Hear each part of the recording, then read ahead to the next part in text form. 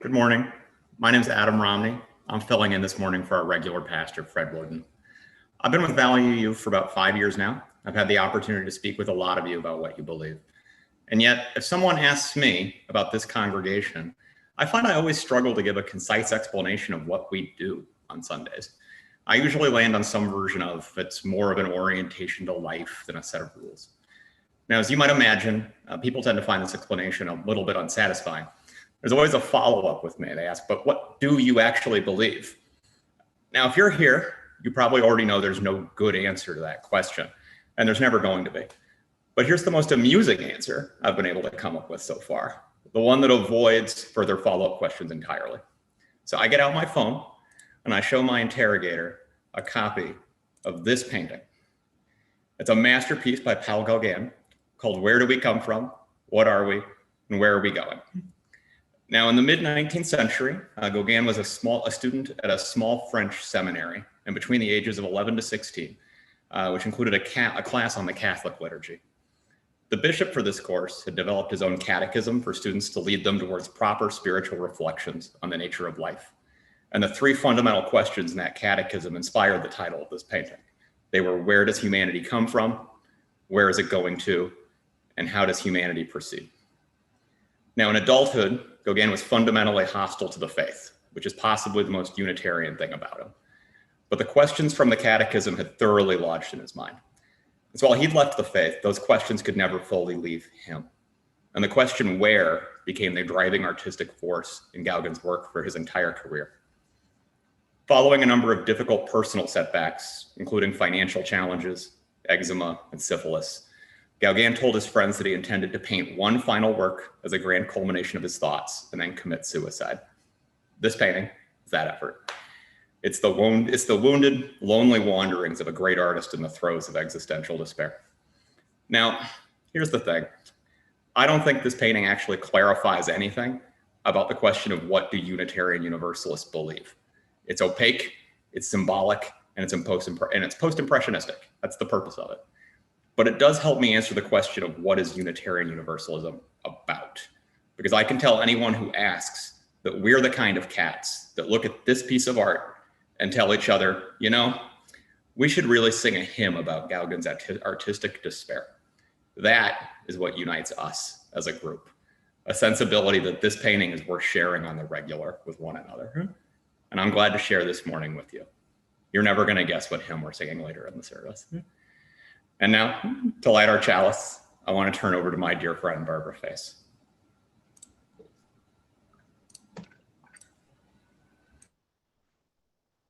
Good morning. My name is Barbara, as Adam mentioned, and I'm honored to be the lay presence in our virtual pulpit today.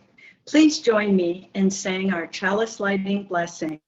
You are invited to light your own chalice as I light mine. We kindle this flame, symbol of our faith, for the light of truth, the warmth of community, and the fire of love, which calls us to work for justice.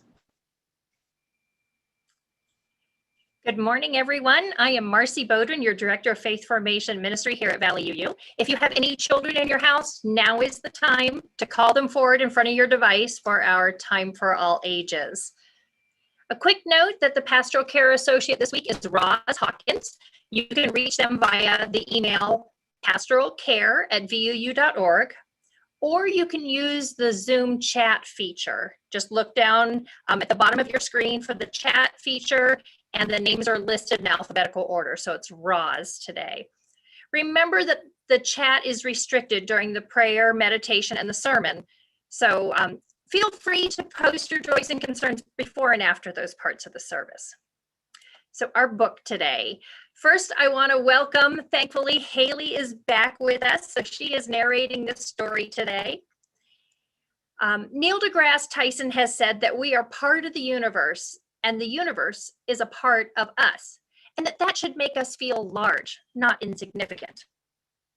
In this book, All I See is a Part of Me by Chara M. Curtis and illustrated by Cynthia Aldrich, we see a beautiful story about the interconnected web of existence.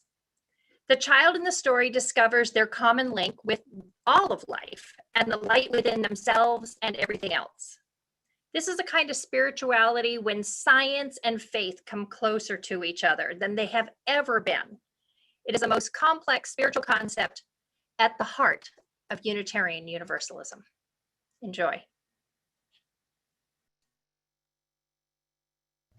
All I See is a Part of Me, written by Chara M. Curtis, illustrated by Cynthia Aldrich.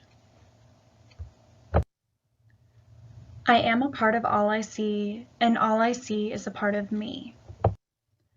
I am my hands, I am my feet, I am the puppy across the street. I am the moon, I am the stars. I'm even found in candy bars.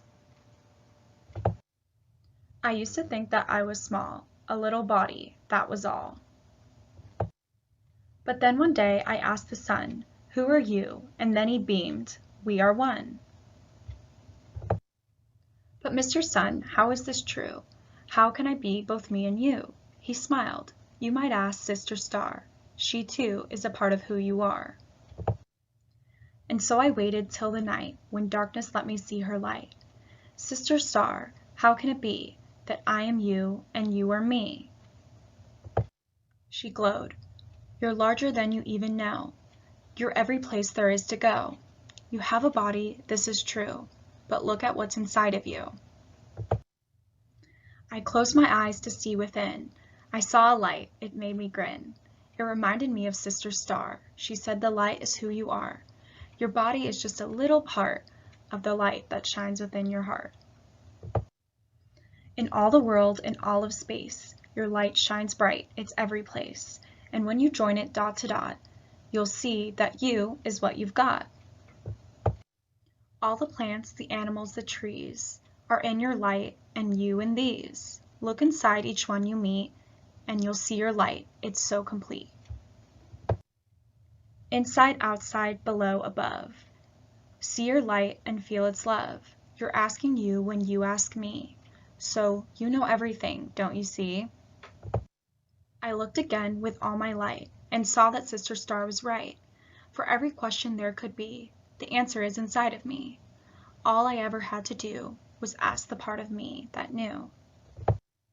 And then I said there's something more. Each question opens up a door, and every door I walk through leads me to a new part of me. Thank you so much, Sister Star. I love the part of me you are. I wondered as I climbed in bed, does all of me sleep when I rest my head? And then a voice, I guess it was me, replied so lovingly, even when you sleep, you're awake in every shining star. I snuggled with my teddy bear, and in his light I saw me there. You are me, and I am you. You love me, and I love you. I closed my eyes and saw my light, dancing with the moonbeams at night. I said a prayer I knew was heard, 'cause all that is, hears every word. And I can see, in all of me, that there can be no end.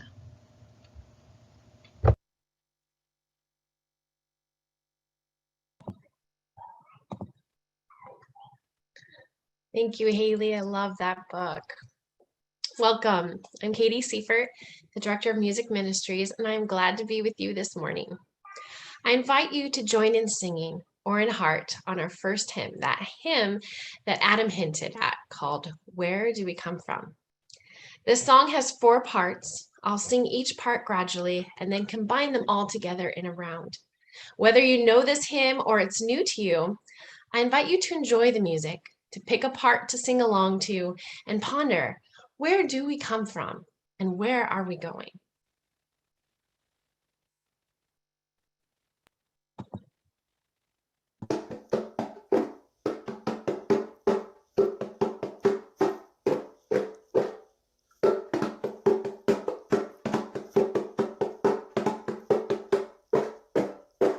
Where do we come from? What are we? Where are we going? Where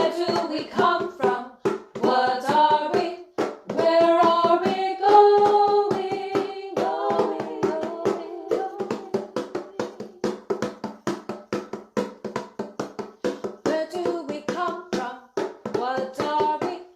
Where are we going? Where do we come from? What are we? Where are we going?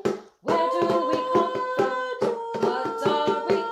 Where are we going? Where do we come from? What are we? Where are we going? Where do we come from? What are we? Where are we going? Where do we come from? What are we? Where are we going? Where do we come from? What are we? Where are we going? Mystery, mystery, are we? Where are we going? Mystery, mystery, are we? Where are we going? Mystery, mystery, are we? Where are we going?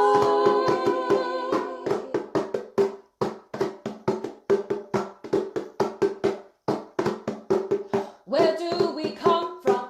What are we? Where are we going? Where do we come from? What are we? Where are we going?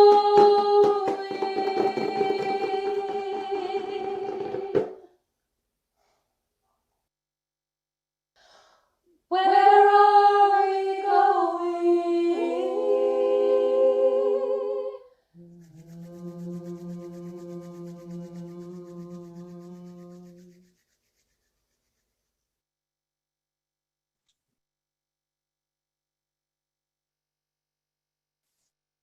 Hello again.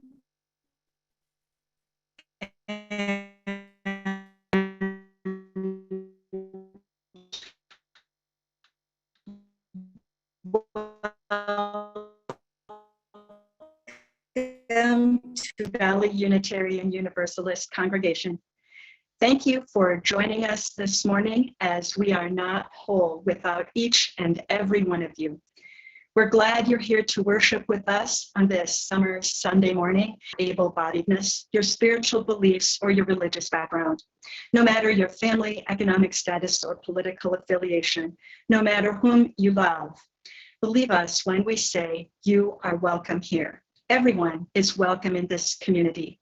Wherever you are on your life's journey, we welcome you to this circle of love and community, and to this sacred. To anyone who is new to us and curious about Unitarian Universalism and Valley Unitarian Universalist as a whole, and even if you're viewing on the recorded version, we welcome you. We're pleased you're here, and we encourage you to stay after our service to chat. As Adam mentioned earlier, our interim minister, the Reverend Dr. Fred Wooden, is out of the pulpit today, taking a well-deserved vacation and hugging his new grandbaby. In his absence is BUU member Adam Romney, who has prepared a thoughtful and whimsical sermon for us. Adam has a keen wit and is a deep thinker of life that never ceases to stop me in my tracks as I try to keep up with him. I've read his sermon, and trust me when I say that you won't be disappointed. He'll stop you in your tracks for sure. And reading his sermon made me think about a koan. If you meet a Buddha on the road, kill them. So says an ancient Zen koan, which I first met when I was a teenager, who didn't even know what a koan was. And as is the way of koans, I've rolled it around in my mind these many years, understanding it, explaining it one way and then another, many, many times. Just when I think I get it, I realize I don't know or grasp its deeper meaning. At first thought, the killing thing is so hard to bear, especially for a pacifist such as myself. Also, I realized, how would I even recognize a Buddha, one so revered as to have transcended the material world? In these scenarios, of course, the Buddha has become a being, and the thought of violence against that being is just unacceptable. But messiness abounds in koans. Messiness is the way of koans. Often the messier, the better. And it doesn't get messier than meeting a Buddha and then killing them. I've asked many people over the years how they understand it and have received in reply thoughtful, albeit often complicated responses that lead me to believe they don't really get its deeper meaning either. Eyes rolling back into my head, I back away with a mumbled, "Thank you, I think." But in a 1960 televised interview, the celebrated British mathematician and philosopher Bertrand Russell said, "I think nobody should be certain of anything. If you're certain, you're certainly wrong, because nothing deserves certainty. So one ought to hold all one's beliefs with a certain element of doubt. And one ought to be able to act vigorously in spite of the doubt. One has in practical life to act upon probabilities. And what I should look to philosophy to do is to encourage people to act with vigor without complete certainty." In so saying, Mr. Russell killed the Buddha.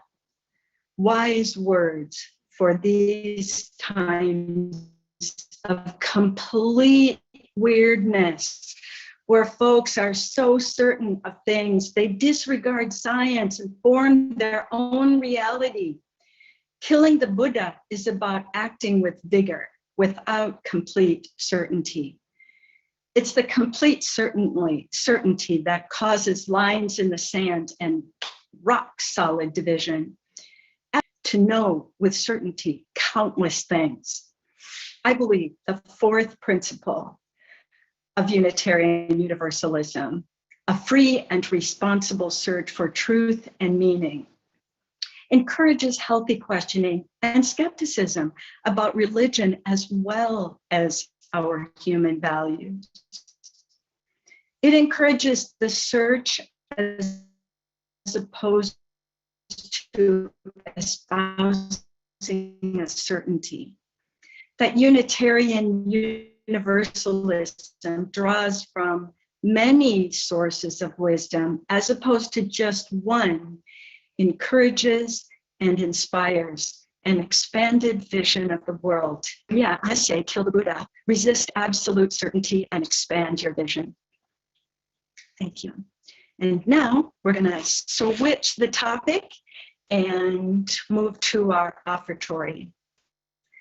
William Ellery Channing, a Unitarian preacher in the United States in the early 19th century, wrote, "We come together that heart may act on heart.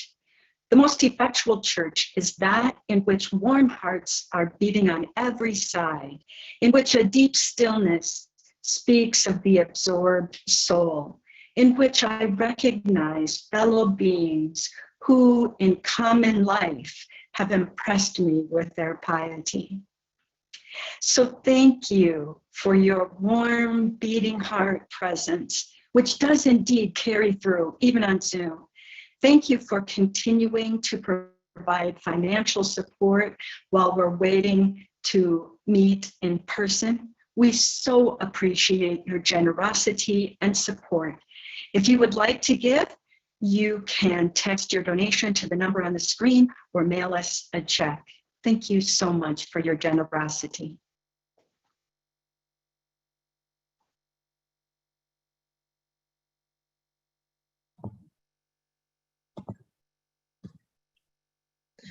Now is our time for centering, where we take a moment to return to our soul. Let's take a moment to breathe and be still. Allow the lyrics and melody of our beautiful hymn return again, bring us back to who we are, what we are, and where we are.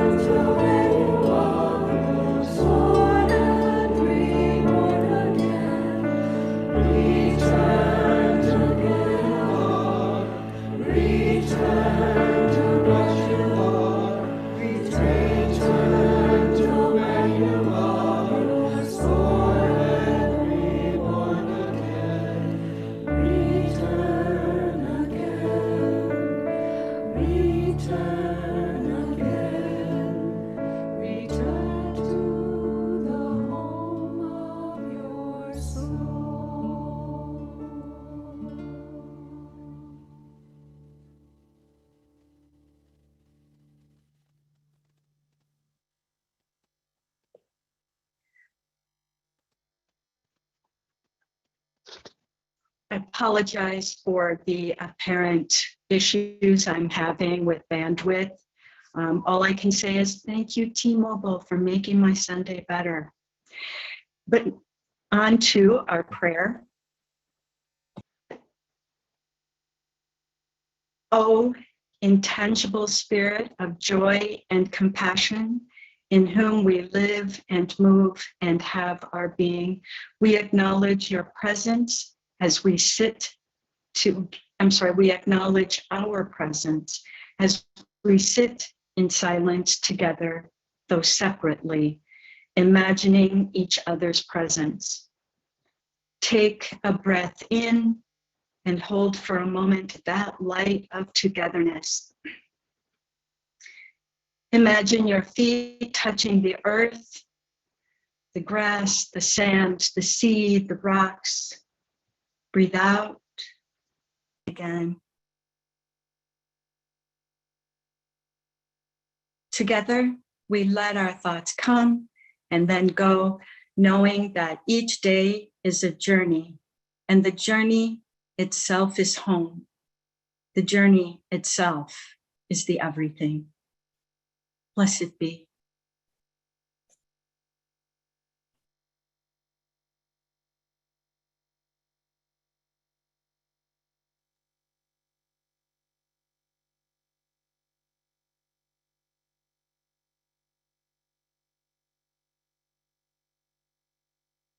For each child that's born, a morning star rises and sings to the universe who we are. For each child that's born, a morning star rises and sings to the universe who we are. Oh, for each child that's born, a morning star rises and sings to the universe who we are. Oh, for each child that's born, a morning star rises and sings to the universe who we are.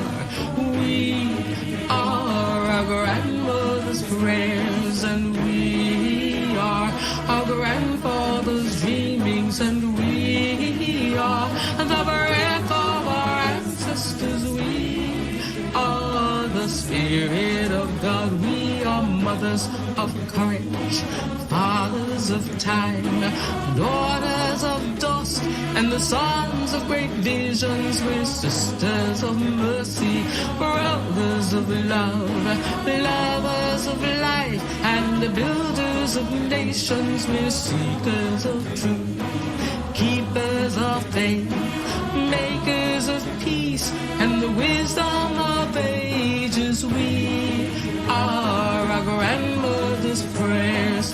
We are our grandfather's dreamings, and we are the breath of our ancestors. We are the Spirit of God. We are mothers of courage, fathers of time, daughters of dust, and the sons of great visions. We're sisters of mercy, brothers of love, lovers of life, and the builders of nations. We're seekers of truth and keepers of faith. We are makers of peace and the wisdom of ages. We are our grandmother's prayers. We are our grandfather's dreamings, and we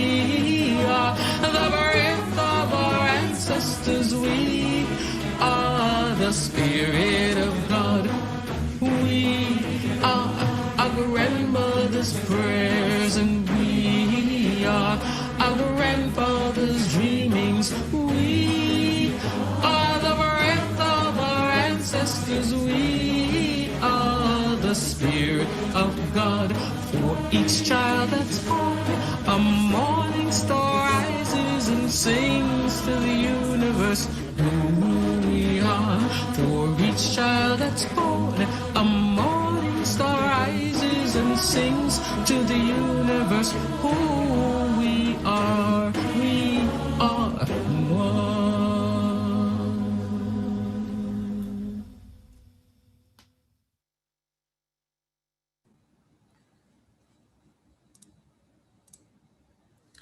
So I'm a middle-aged man. I'm standing digitally here before a group of serious learned adults with a lifetime of hard-won experience. So I have to be upfront about something with you all right off the bat. This sermon's about cartoons. And I mean that seriously because they've inadvertently altered my perception of a big part of Western culture. And I suspect they probably have done the same to you. Let me explain.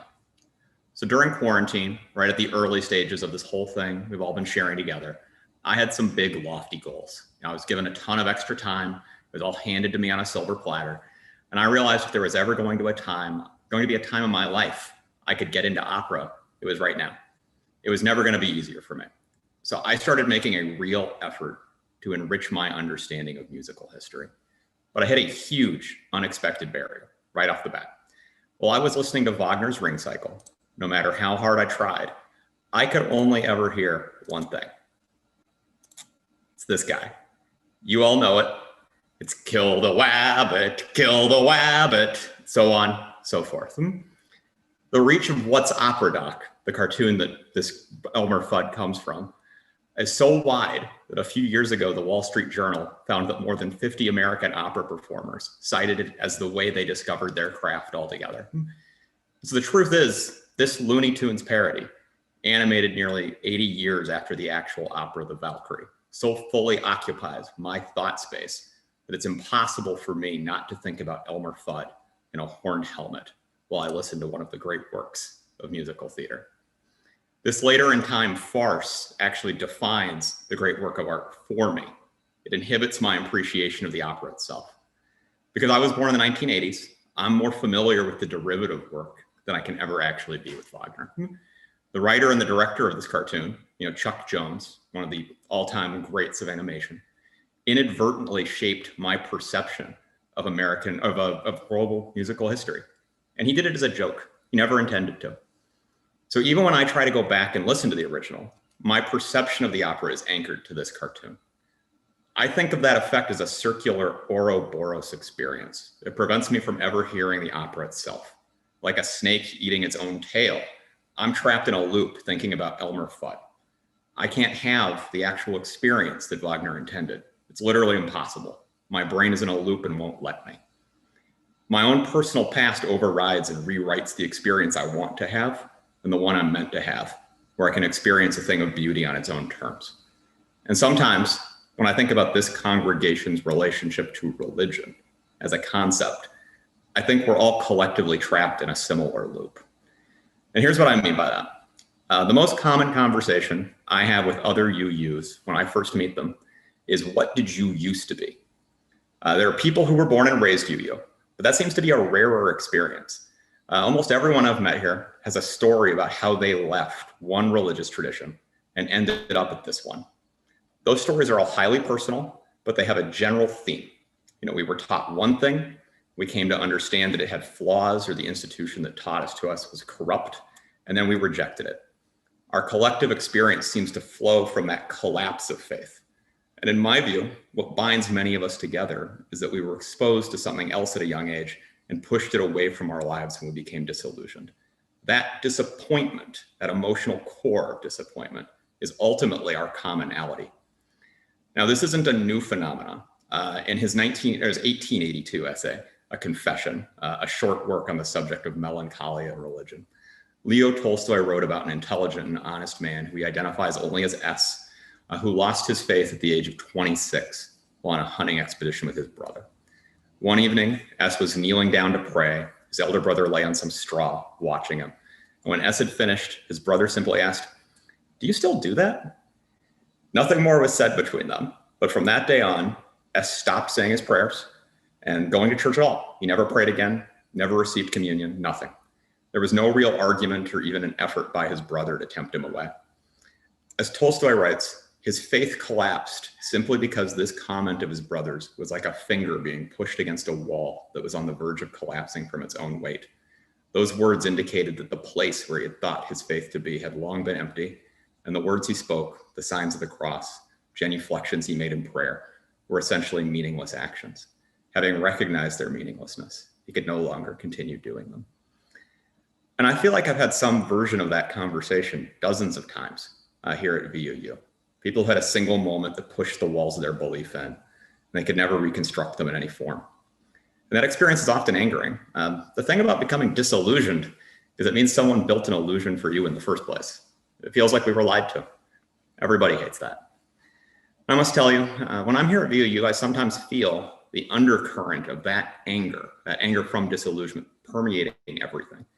I've heard multiple people say that they find any discussion of Jesus or Christianity in this shared space to be triggering because of their personal pasts. And I'm sure that's true.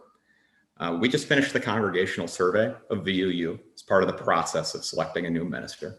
And as a member of the search committee, I've seen the results. And I have to say, outright hostility to our own pasts seems to be the defining through line of what we all do and don't want to hear about in the future from this pulpit.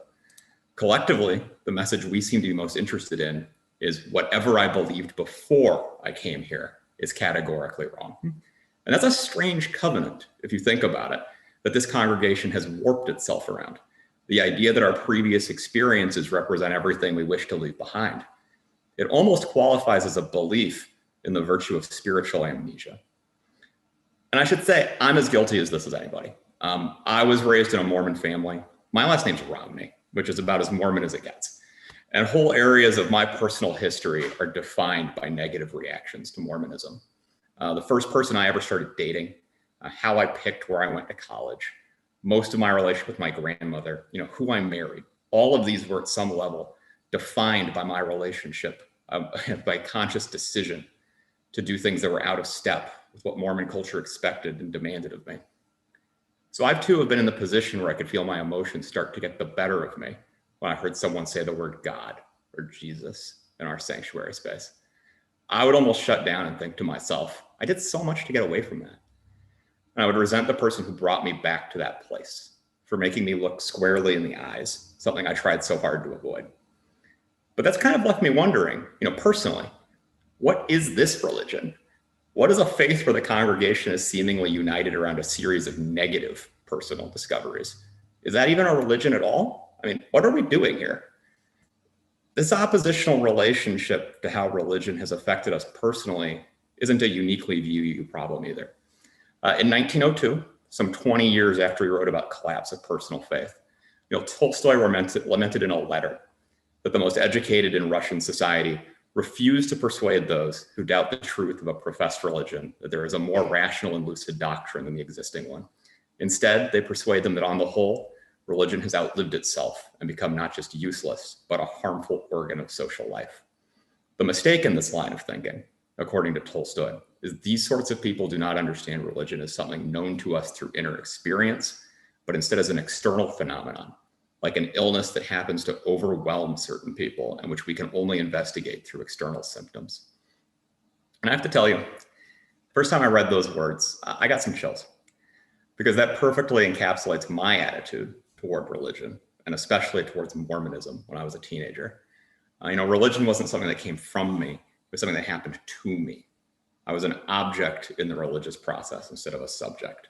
And I had no real understanding of why the religion existed, much less why it was important that I participate in it. It's just a thing that was happening at me, and my presence was for some reason mandatory. And so, when I get taken back to that place, when something is invoked that happened to me in a place that I want to feel safe, like this VUU, that does feel triggering because things that happen to you directed by somebody else without your real consent are traumatic. It's a loss of your will, and it's a loss of your very sense of self. But that realization that I was so focused on avoiding the past that I refused to engage with concepts in the present provides me with an answer to my previous question. Is this a religion? What are we doing here? Because here at VUU, we give each other the tools to transform religion from something that's happening to us to something that we generate ourselves through inner thought, contemplation, and experience. Because here's the thing, all of us, the people who rejected other religions, flawed, oppressive, dated, anything else, have never actually experienced those religions in their intended context. To put it more bluntly, I never met Jesus. I never even hallucinated him on the road to Damascus like the Apostle Paul. It's sad but true. I've heard a lot about what he thought, but I've never heard it from him. Instead, I've been exposed to another person's version of what Christ's life and teachings were about. A pale reflection of Christianity instead of Christ himself. You know what that is? It's this guy again. It's Kill the Wabbit. I've only ever heard the Kill the Wabbit version of the words of Christ. I know, I'm sure you forgot for a moment this is a sermon about cartoons. The problem with having this image of Christianity in my mind is that I've spent decades unable to hear any religious message from my own culture and my own past, because my experiences that were negative from my youth drowned it out. Like Elmer Fudd in the Viking Helmet, the negative experiences of my personal childhood create an anchoring experience that traps me in the same Ouroboros loop that prevents me from hearing a Wagner opera. I think a lot of you are in the same position based on my conversations. You think you know the religion you grew up with, but you're probably reacting to the Chuck Jones version of your faith than you are to the real thing. Unfortunately, that version is powerful. It sticks with us all, and it's painful. But that's for me where UU comes in.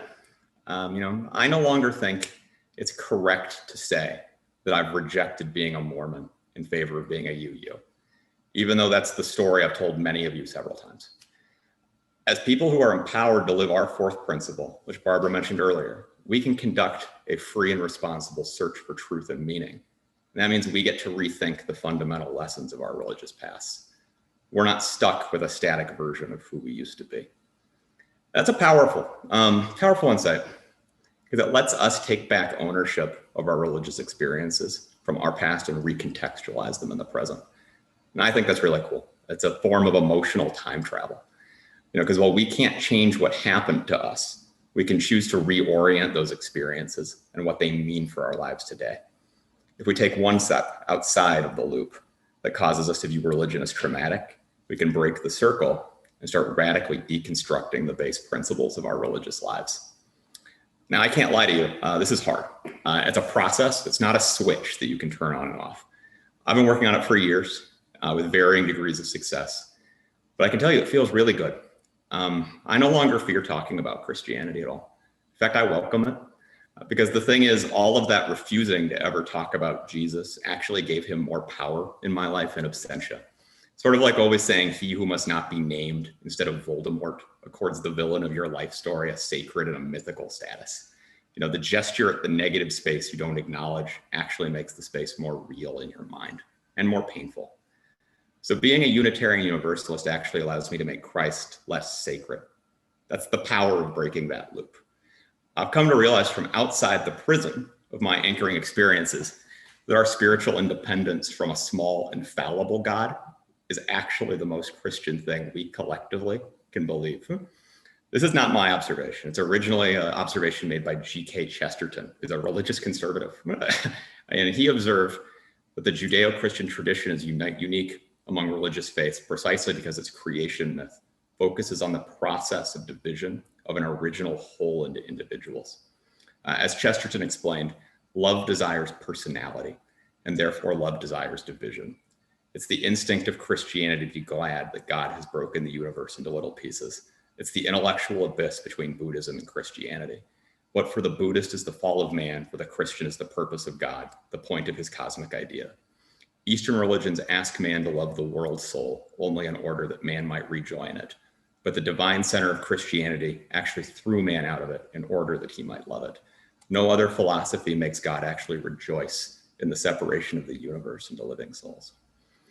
It seems to me that Christianity is actually unique in enshrining the place of betrayal and doubt of God into the act of worship itself. A theme that was later explored even further in the Russian classic, The Master and the Margarita. As Chesterton explains, an obscure ambiguity surrounds the rule of Judas in Christ's death. Since his betrayal was necessary to Christ's mission to redeem humanity through his death on the cross, did Christ not need it? Is Judas not therefore the ultimate hero of the New Testament, the one who was ready to lose his soul, accept eternal damnation so the divine plan could be accomplished? In all other religions, God demands that his followers remain faithful to him. Only Christ asked his followers to betray him in order to fulfill his mission. In fact, God doesn't just command that we betray him. He even ultimately provides the most poignant example of profound atheism in the Gospels when he ceases to believe in himself. In his Father, why hast thou forsaken me? Christ himself commits the sin of wavering in his faith. Oddly, if an atheist was ever to choose a religious tradition, as many of us might, they'll find only one faith that has ever actually uttered their spiritual isolation aloud. There's only one religion in which God himself, for an instant when all the chips were down, seems to be an atheist too. I've been thinking a lot about this lately because the core story of Christianity and what it means has affected me personally so much, even when I didn't want it to. And at some level, the crucifixion is as much about us taking power back from our Creator as it is about him giving us any gifts of eternal life. The fundamental religious act, the symbol of the cross, is a glorification of deicide. In the Christian tradition, man's able to hunt God down, tie him up, and kill him, according to the laws of the state. And is there any thought more fundamentally blasphemous than the idea that we as people can just get together and kill God anytime we want to? Well, I do have one, actually. This occurred to me this last month. I was in Ukraine, and I took the opportunity to watch some Orthodox services there and some of the most holy sites in Eastern Europe. And what struck me as profane this time was the act of communion itself. You see, it's not enough that Christians tied God up and killed him. They then made the primary religious act they practice every Sunday to physically eat his body and drink his blood too. And truly, nothing has ever made me feel more free from the chains of my religious past than the realization that every true Christian at their core is a bloodthirsty cannibal. And so here, in this religious little community, I don't need to fear God. I can say his name. I don't need to kill God because his followers have already done it for me. And in examining God's smallness and his self-doubt with new eyes, I don't feel so alone because I feel small and self-critical too, all the time. So I may have initially come here to be you to escape from the past, but ultimately that's not really what I wanted to do. Burying the past would only make me more miserable in the long run. Let me tell you, there's someone else who was ultimately miserable because he confused the satisfaction of his desires for true happiness too. Which brings us back to the entire point of this sermon, cartoons. At the end of What's Opera Doc, after Elmer Fudd has danced and pranced, sung of his desire to murder an obnoxious hare, he finally achieves his goal. He kills that wabbit but good. And his reaction is not what you might expect. While regarding Bugs Bunny's lifeless body, Elmer sings, "What have I done? I've killed the wabbit. Poor little buddy, poor little wabbit." And he walks off screen lamenting his plight. Without a wabbit to kill, what is even the point of being Elmer Fudd? In fact, this is the last appearance of Elmer Fudd in a Chuck Jones cartoon. In achieving final victory in his feud against his antagonist, Elmer Fudd ceases to have a reason to exist. A life lived in opposition is ultimately dissatisfying. Let's not repeat Elmer's mistake. We should all remember that our past is not our enemy, and we will not gain what we hope by permanently extinguishing it in the darkest of our memory holes. Being a UU has allowed me to break out of my loop and build a new home to resolve my feelings about the past instead of hiding from them. And that's my answer to my fundamental questions from before. That's what we're all doing here. That's the point of this religion. You've all helped me find this peace. For that, I want to thank you. I hope you can find it too. Amen. Amen. Thank you, Adam. Wow, I'm going to hear the title of this next hymn in a whole new way from here on out. Turn the world around. Let's join in heart and song, singing, and perhaps even dancing to this uplifting rhythms in one of our favorite hymns. Now, seeing it and hearing it in a different perspective, turn the world around.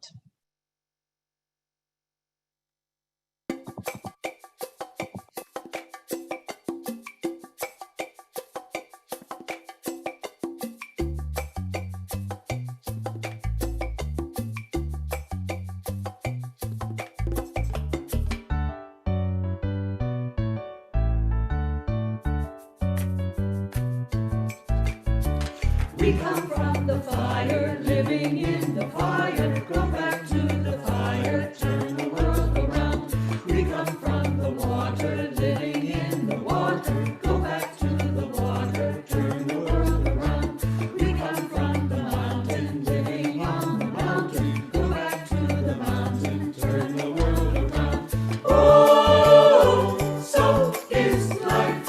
Ah, so is life. Whoa, so is life. Ah, so is life. Do you know who I am? Do I know who you are? See we one another clearly. Do we know who we are? Do you know? Do I am?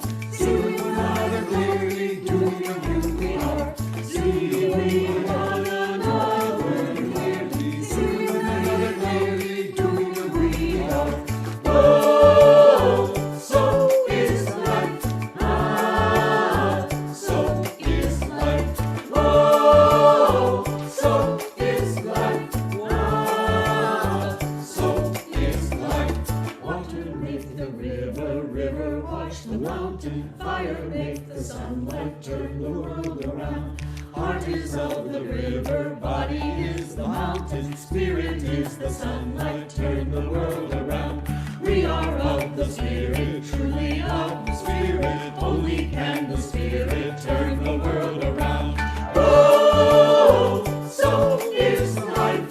Ah, so is life. Whoa, so is life. Ah, so is life. Whoa, so is life.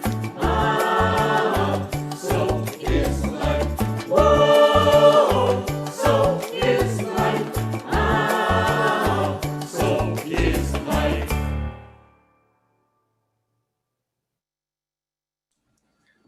Ultimately, the journey of faith is personal. It's hard sometimes not to feel like the whole thing is a fool's errand, chasing invisible spirits through the corridors of the soul. And you may regard yourself as an animal living among animals, or as a member of a family or a nation that lives for centuries. And in our optimistic moments, we may even think of ourselves as part of an infinite universe living in an infinite time. Tolstoy thought that the project of a lifetime was to establish a relationship to that whole of which you feel a part of, and from which you can draw guidance for the conduct of your life. For Tolstoy, that relationship between us and the other is religion itself. And therefore, religion has always been and cannot cease to be an essential and indisposable condition of the life of humanity. The alternative is just you and the lonely void of nothingness. So find your faith and go in peace, dear friends. Now Barbara Face will help us extinguish our chalice. Thank you, Adam. Great job. And now, please join me in saying our blessing to extinguish our chalice. Though we extinguish the chalice, our connection to each other and this community remains. May its light guide us this week as we walk the path of justice, speak words of love, and fill our world with compassion until we meet again. At this time, feel free to stay for a breakout room chat. Simply accept the chat invitation when it appears. Alternatively, you can decline the break room chat invitation and stay in the main meeting room for a kind of welcome circle chat.